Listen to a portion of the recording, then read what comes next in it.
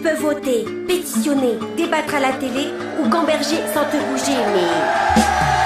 C'est dans la rue que ça se passe. C'est dans la rue que ça se passe.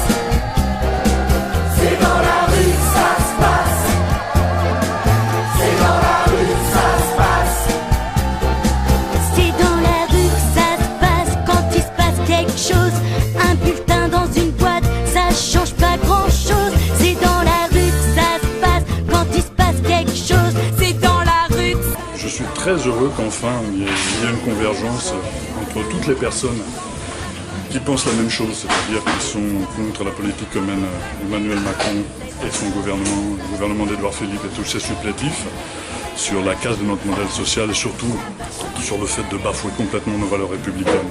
Quand on met des lois d'exception dans le droit commun, quand on s'autorise à enfermer des enfants juste parce qu'ils sont étrangers, quand on organise le plus grand plan social des prochaines années, c'est-à-dire en supprimant 120 000 postes de fonctionnaires, je comprends que les gens soient dans la rue, je suis très heureux qu'ils y soient et moi j'y suis avec eux.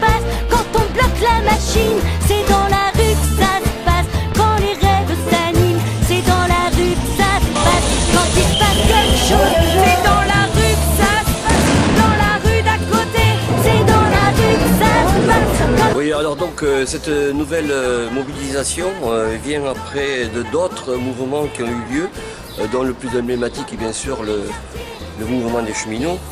Et c'est sûrement le début de prochaines mobilisations ou de nouvelles possibilités de contestation qui vont voir le jour. N'oublions jamais que ce sont les services publics qui sont visés.